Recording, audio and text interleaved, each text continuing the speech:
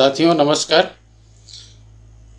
मित्रों, आप अपने आसपास कुछ लोगों को देखते होंगे जो अपने जीवन में बहुत सफल हैं और समाज में सम्मान भी पा रहे हैं। इसके ठीक विपरीत कुछ लोग ऐसे भी हैं जो प्रयास तो बहुत करते हैं लेकिन कहीं न कहीं अपने नॉन अडॉप्टिव बिहेवियर के कारण न जीवन में सफल हो पाते हैं और न ही समाज में सम्मान पाते हैं। साथियों, जो सफल होते हैं और समाज में सम्मान पाते हैं वे अपने जीवन में कहीं न कहीं अडॉप्टिव बिहेवियर अपनाते हैं और इसके ठीक विपरीत जो समाज में सम्मान भी नहीं पाते, जीवन में सफल भी नहीं हो पाते, वो कहीं न कहीं अनजाने में नॉन अडॉप्टिव बिहेवियर अपनाते रहते हैं। तो आइए हम उस अडॉप्टिव बिहेवियर के बारे में जानें जिससे हम सफल भी होंगे और समाज में सम्मान भी पाएंगे।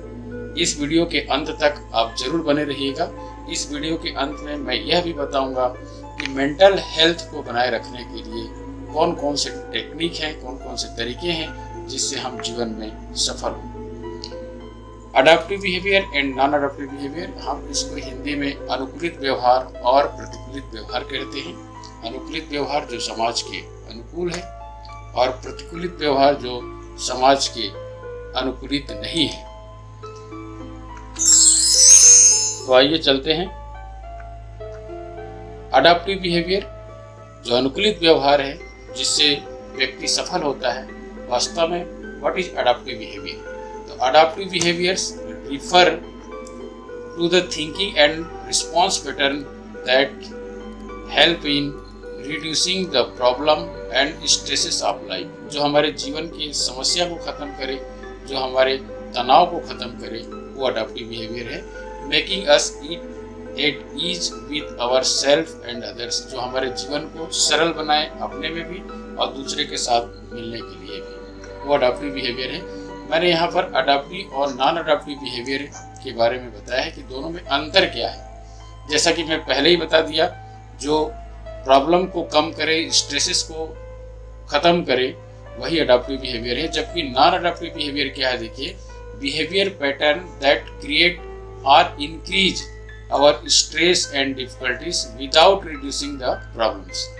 नॉन अडॉप्टिव बिहेवियर वो पैटर्न बिहेवियर है जिससे हमारा तनाव भी बढ़ता है और डिफिकल्टीज भी बढ़ता है, यह प्रॉब्लम को कम नहीं करता है। यदि आप अडॉप्टिव बिहेवियर अपना रहे हैं तो इसका परिणाम क्या होगा, देखिए, ये जो भी व्यक्ति अडॉप्टिव बिहेवियर में रहेगा वो हमेशा कॉन्फिडेंट रहेगा और इसके साथ ही साथ वो मेंटल हेल्दी होगा, वो कम्युनिकेटिव होगा, लोगों से बातचीत करेगा और पॉजिटिव और कंस्ट्रक्टिव होगा, हमेशा सकारात्मक विचार रखेगा, नए नए विचार को अडॉप्ट करेगा। जबकि जो नॉन अडॉप्टिव बिहेवियर रहेगा, जो रखेगा, उसके जीवन में हमेशा एंगर होगा, हमेशा गुस्सा आता होगा, हमेशा अनहेल्दी रहेगा, वो डिप्रेशन का शिकार होगा और उसके जीवन में फ्रस्ट्रेशन रहेगा। तो निश्चित रूप से हमें यदि क्वेश्चन पूछे कि कौन सा व्यवहार अपनाना चाहिए, तो कोई भी कहेगा कि हमें अडॉप्टिव बिहेवियर अपनाना चाहिए। लेकिन अडॉप्टिव बिहेवियर हम किस तरह से अपनाएं, लोग नहीं जान पाते हैं। तो आइए हम चलते हैं और देखते हैं कि क्या अडॉप्टिव बिहेवियर है। तो इसको मैं इस अडॉप्टिव बिहेवियर को समझाने के लिए यहाँ पर मैंने एक केस स्टडी लिया है। कक्षा 10वीं में दो लड़कियां हैं, दोनों ही अच्छे हैं पढ़ने के लिए, लेकिन आप देखें किरण को। किरण जो कि अडॉप्टिव बिहेवियर अपनाती है, किरण जो है कक्षा 10वीं की छात्रा है, good student, but her result of 10th class board examination were very below her expectation. ये अच्छी लड़की है लेकिन जितना आशा रखती है उतना इसका नंबर नहीं आता, ठीक है। She was very upset about it, इसके लिए वो थोड़ा सा अपसेट भी रहती है। शी बिकेम वेरी क्वाइट, कुछ दिनों के लिए वो बहुत शांत हो जाती है। शी स्टॉप वॉचिंग टीवी, वो अपना टीवी देखना भी बंद कर देती है, फ्रेंड सर्कल से बात करना भी बंद करती है कुछ दिनों के लिए या कम कर देती है। लेकिन एक चीज़ इसकी अच्छाई है कि she tried on smallest issue and remained set. वो इसको बहुत एक छोटा सा जीवन का एक छोटा सा हिस्सा मानती है, छोटे से घटना मानती है। इसके बाद जो स्टेप्स लेती है, यहाँ पर देखिए, इस सिचुएशन से उबरने के लिए क्या स्टेप लेती है, ये बहुत ज़्यादा महत्वपूर्ण है। आफ्टर ए फ्यू डेज, कुछ दिनों के बाद, she slowly made an effort to come out of her sadness and started picking up activities of her interest and became communicative। इसके कुछ दिनों के बाद इस सिचुएशन से उभरने के लिए, बाहर आने के लिए वो अपना इंटरेस्ट की जो एक्टिविटी है उसमें ध्यान देती है और वो फिर बातचीत करना शुरू कर देती है, ठीक है। और इस तरह से she resolve to her harder for her next exam. वो जब भी नेक्स्ट परीक्षा होगा इस क्लास 10 के लिए, उसके लिए वो बहुत ज़्यादा मेहनत करती है। And she may be change her strategy for study and preparation. और वो अब हो सकता है कि वो अपने स्टडी के जो तरीके हैं उसको भी चेंज करती है और ज़्यादा मेहनत करती है तैयारी करने के लिए। She also thought that she would discuss with her teacher to improve her performance in examination। वो यह भी सोचती है कि वो इसके बारे में वो टीचर से भी बात करेगी और अपने परफॉर्मेंस को अच्छा करने के लिए, इम्प्रूव करने के लिए टेक्निक भी चेंज कर सकती है। और इस तरह से कुछ दिनों के बाद वो अपनी समस्या से उबर जाती है, परीक्षा देती है और अच्छा नंबर ले आती है। दूसरा, आप मोना को देखिए। मोना उसी क्लास की लड़की है। Mona has always been doing well in her examination. ये भी अच्छी लड़की है, हमेशा परीक्षा में इसका नंबर आता था। लेकिन however she did not gate expected result in her class 10th examination. लेकिन इस बार क्लास 10th में उसका अच्छा रिजल्ट नहीं आया, तो वो she was very upset about it. इसके लिए वो बहुत अपसेट हो गई and started doubting her capacity. और फिर वो अपने ही कैपेसिटी पर डाउट करने लगी कि शायद मैं इतना अच्छा नंबर लाने में सक्षम नहीं हूँ। She did not want to meet anyone including her friends and became very irritable. वो यहाँ तक चली गई कि वो अपने फ्रेंड से मिलना नहीं चाहती थी और न ही वो अपने फ्रेंड से मिली और न ही लोगों से बात की, बल्कि शी बिकेम वेरी इरिटेबल। समस्या का समाधान करने के बजाय वो बहुत ही इरिटेबल हो गई, बहुत चिड़चिड़ी हो गई, चिड़चिड़ाने लगी छोटी छोटी बात के लिए। इसने क्या स्टेप लिया देखिए। She started getting angry. वो समस्या को समाधान करने के बजाय वो उसमें गुस्सा करने लगी, अपने प्रति भी और अपने टीचर के प्रति भी। And felt no her parents were very concern about her. और यह भी सोचने लगी कि मेरे साथ साथ मेरे पेरेंट्स नहीं है, वो साथ नहीं देते। मैंने निगेटिव फीलिंग ले आई वो। She lost interest in study and started finding fault with everything. इसने क्या किया, शी लॉस्ट इंटरेस्ट। वो उसके पढ़ाई में उसका ध्यान खत्म हो गया, इंटरेस्ट खत्म हो गया और वो सब में फॉल्ट देखने लगी, अपने टीचर में भी और अपने आप में भी। Mona could not resolve her problem. और इस तरह से मोना जो है अपने प्रॉब्लम को रिजॉल्व नहीं कर पाई। यदि हम दोनों के बिहेवियर पैटर्न को देखें तो किरण जो है अडॉप्टिव बिहेवियर अपनाती है कुछ दिनों के लिए। वो दुखी तो होती है लेकिन उसके बाद ये अपने इंटरेस्ट एरिया में काम करना शुरू कर देती है, लोगों से बात करना शुरू कर देती है और पढ़ाई के लिए वो टीचर से पूछती है कि किस प्रकार से मैं स्ट्रेटजी को चेंज करूं जिससे मेरा परफॉर्मेंस अच्छा हो, और उसके अनुरूप वो कार्य करती है और अगले एग्जाम में ये अच्छा नंबर ले आती है। जबकि मोना सेम सिचुएशन है, नंबर कम आता है लेकिन ये इरिटेट हो जाती है, फ्रेंड से बात करना कम कर देती है और बहुत ज़्यादा गुस्सा करती है अपने आप के ऊपर भी और पेरेंट्स के ऊपर भी। वो कहीं न कहीं ये सोचती है कि पेरेंट ने भी मुझे ध्यान नहीं दिया। इस तरह से उसकी पढ़ाई का जो इंटरेस्ट है वो ख़त्म हो जाता है। और इसके साथ ही जो ज़्यादा गलती करती है वो ये है कि सब में वो फाइंडिंग फॉल्ट, सब में फॉल्ट ढूंढती है, अपने में भी, टीचर में भी। टीचर ने अच्छा नहीं पढ़ाया, इस तरह से फॉल्ट ढूंढती है और जिसके कारण जो है ये प्रॉब्लम को रिजॉल्व नहीं कर पाती। तो यदि हम किरण और मोना के बिहेवियर को देखें तो किरण सफल होती है जबकि मोना जो है असफल हो जाती है। किरण सफल होती है, उसमें कहीं ना कहीं वो अडॉप्टिव बिहेवियर अपनाती है, ठीक है। तो हम अडॉप्टिव बिहेवियर किस तरह से इम्प्रूव कर सकते हैं, कैसे इनहांस कर सकते हैं। तो देखिए, आपके जीवन में इस तरह के सिचुएशन आए तो जैसे किरण ने की उसी तरह से हमको भी करना है। Allowing one self time to sit and think through the problem and trying to understand it. यदि आपके जीवन में भी यदि कोई प्रॉब्लम ऐसे आ जाता है तो कुछ समय आप बैठिए, अपने आप में चिंतन कीजिए, मनन कीजिए, उस प्रॉब्लम को समझने का प्रयास कीजिए कि प्रॉब्लम कहाँ से आया। Talking out one's feeling to someone who understand it. और आप ऐसे लोगों से बात कीजिए जो आपको समझता है। अपनी समस्या को आप शेयर कीजिए। जैसे किरण ने अपनी समस्या को टीचर से शेयर किया, लोगों से बात किया। तीसरा हम अपना सकते हैं looking at the problem in A more objective and logical वे। हम उस समस्या को ऑब्जेक्टिव वे में और लॉजिकल वे में देखें, तार्किक वे में देखें, भावना में ना जाएं, है ना। भावना में जाएंगे इससे क्या होगा, कैसे होगा, इस तरह से हम बहुत कुछ सोचने लग जाते हैं।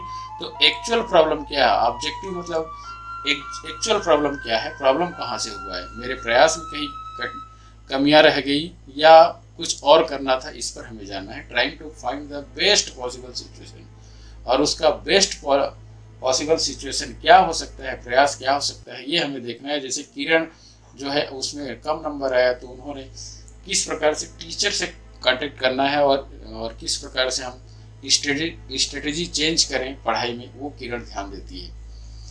हम अगला स्टेप ले सकते हैं having faith in one's ability. हम अपने एबिलिटी पर विश्वास रखें to cope with the problematic situation, कि हम ऐसे सिचुएशन से बाहर निकल सकते हैं। जैसे कि किरण का जब रिजल्ट कम आया या उनके आशा के अनुरूप नंबर नहीं आया, तो वो सोचने लगी कि हम अगले बार वो अच्छा कर सकती है, कैपेबिलिटी है और उसने ऐसा किया इसलिए वो सफल हुई। तो हम अपनी एबिलिटी पर संदेह न करें और हम आगे अपने इस एडाप्टिव बिहेवियर को इन्हांस कर सकते हैं। Being flexible in one's view and action.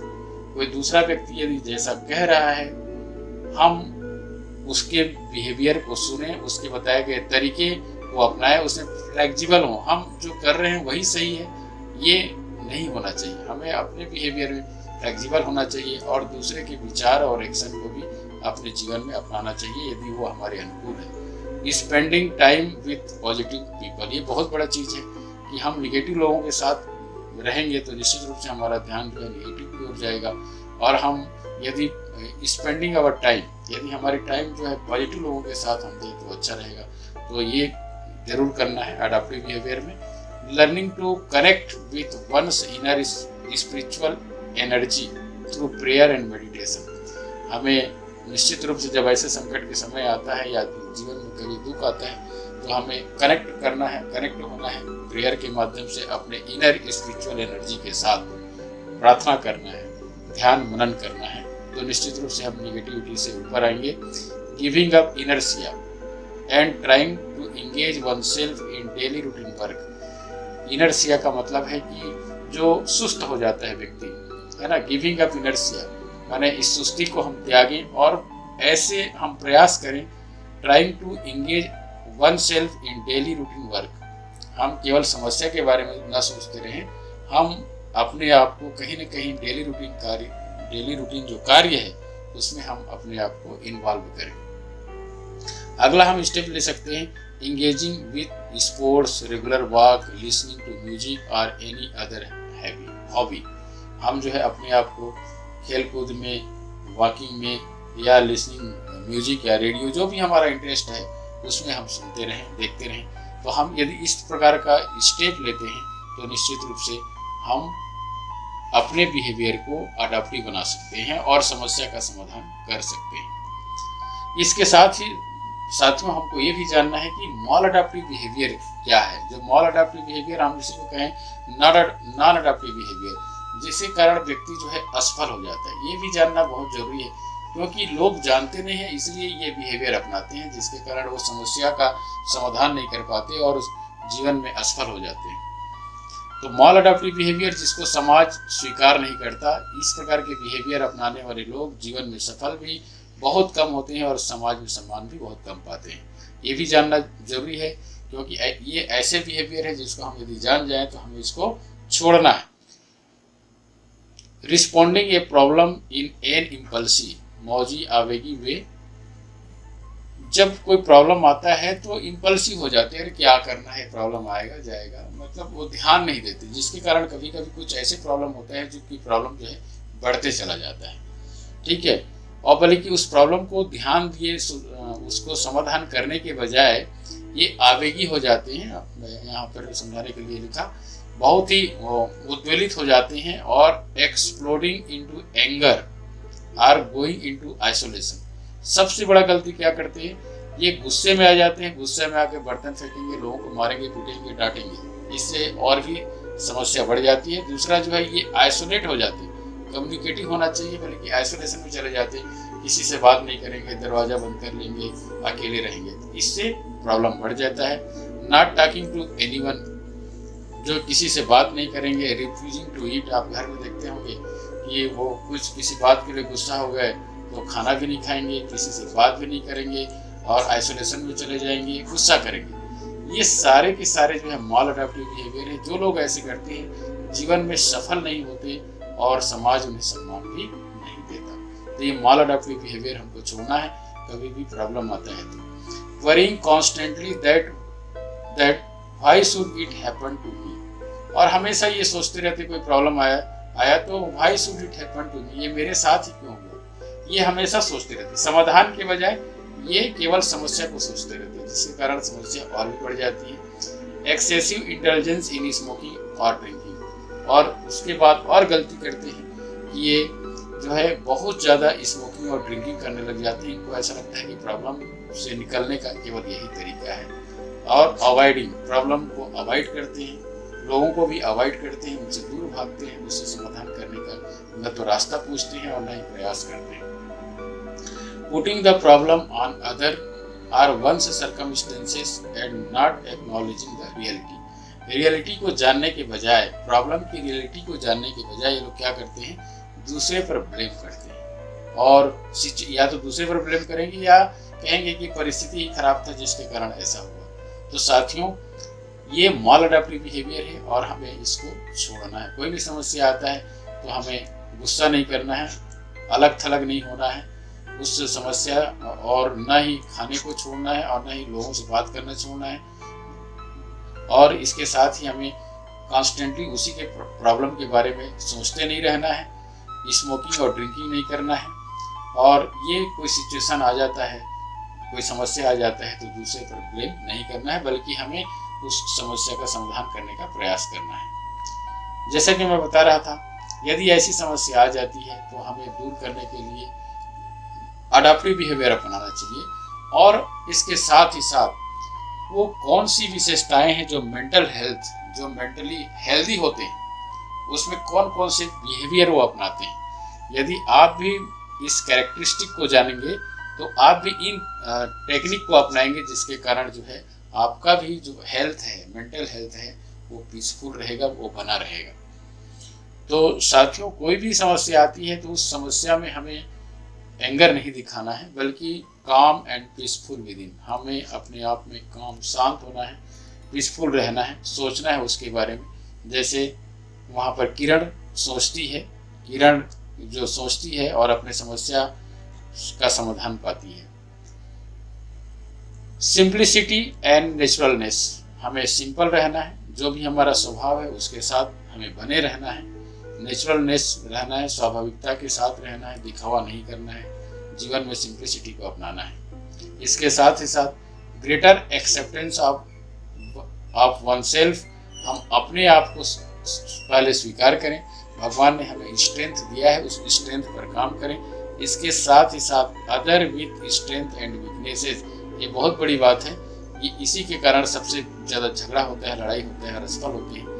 हम अपने आप को स्वीकार करें जैसे भगवान ने हमें गुण देकर भेजा है। इसके साथ ही साथ दूसरे को भी उसकी कमियां और मजबूती के साथ, स्ट्रेंथ और वीकनेस, दूसरे के भी स्ट्रेंथ और वीकनेस को जानते हुए उसको भी स्वीकार करें।